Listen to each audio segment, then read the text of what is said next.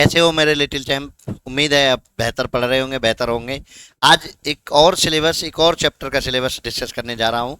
Coordinate geometry बहुत trending chapter है, बहुत ज़्यादा इस पर फोकस्ड है सीबीएसई बोर्ड, क्योंकि नाइन्थ क्लास गणित मंजरी में भी इसको एक अलग तरीके से उन्होंने इंक्लूड किया है और डिस्टेंस फार्मूले को वहाँ भी पढ़ा रहे हैं। आइए तो 2027 मैथ के लिए क्या सिलेबस डिलीट हुआ है, क्या पढ़ना चाहिए, क्या नहीं पढ़ना चाहिए, कौन सी बुक सफिशिएंट है, कैसे पढ़ना चाहिए, कैसे पढ़ना चाहिए, वो सब डिस्कस करते हैं यहाँ। कोऑर्डिनेट ज्योमेट्री डिलीटेड पोर्शन, क्या इसमें से डिलीट कर दिया गया है। तो बेटा एक तो ये काम आप बिल्कुल कर लीजिए कि आप एरिया ऑफ ट्रायंगल नहीं पढ़ेंगे, एरिया ऑफ ट्रायंगल नहीं पढ़ेंगे, बिल्कुल भी एरिया ऑफ ट्रायंगल नहीं पढ़ेंगे। जो हम एरिया ऑफ ट्रायंगल का फॉर्मूला पढ़ते थे 1/2, जो भी अब मैं बताना नहीं चाहता है ना, वो ऐसे होता है ना x1 y1 वो वाला, तो बता के फिर आपको मन भटकेगा।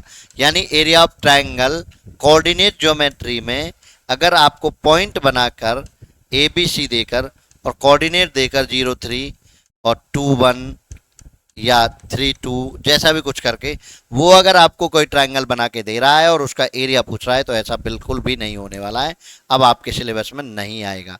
दूसरा, इसमें एक और चीज बढ़ जाती है, कॉलिनियर जो होता है, कॉलिनियरिटी जो प्रॉपर्टी है वो भी हट जाएगी अगर आपको कहीं कॉलिनियर प्रूफ भी करना आना पड़े।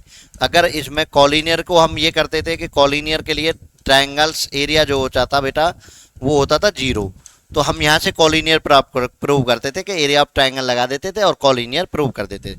वो अब कंप्लीटली हट गया है। अगर कॉलिनियर का भी कंसेप्ट आता है तो आप इस कंसेप्ट का यूज करेंगे।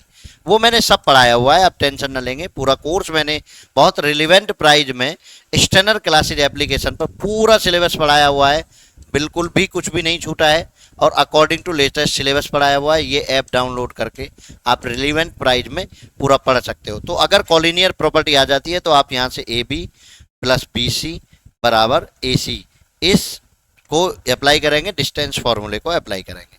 किसको अप्लाई करेंगे? डिस्टेंस फार्मूले को। डिस्टेंस फार्मूला से आपको कॉलिनियर प्रूव करना होगा, आपको ट्रायंगल से नहीं करना है। ये बात आप क्लियर समझ लीजिए। तो ओल्ड एनसीईआरटी एक्सरसाइज 7.3 वैसे हट गई है, उसको हटा दीजिए और ऑप्शनल भी इससे हट गई है। चलिए सर क्या पढ़ना चाहिए फिर?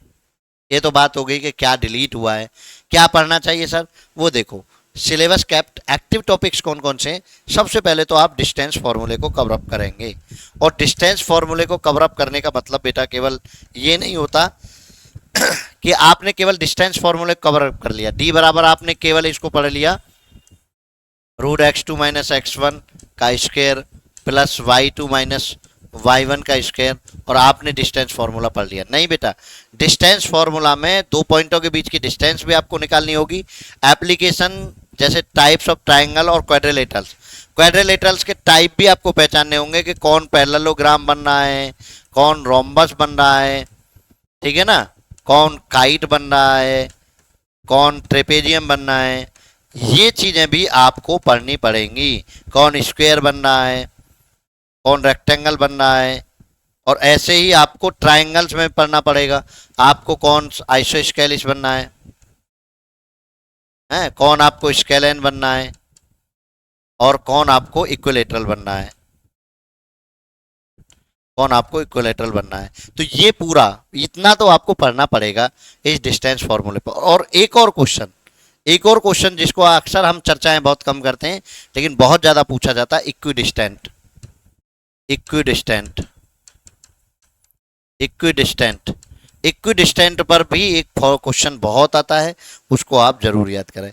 उसके बाद सेक्शन फार्मूला आपको पूछा जाएगा। सेक्शन फार्मूला में केवल इंटरनली x बराबर, अगर मान के चलो वो रेशो m और n में डिवाइड करता है तो हम mx2 प्लस nx1 बटे m प्लस n, x की वैल्यू निकालते हैं, और y बराबर mxy2 प्लस ny1 बटे m प्लस n।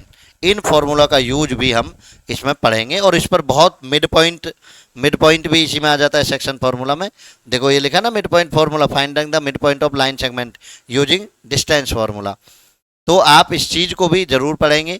तो इस पूरे सिलेबस को मैंने अपने कोर्स में बड़े अच्छे से पढ़ाया हुआ है।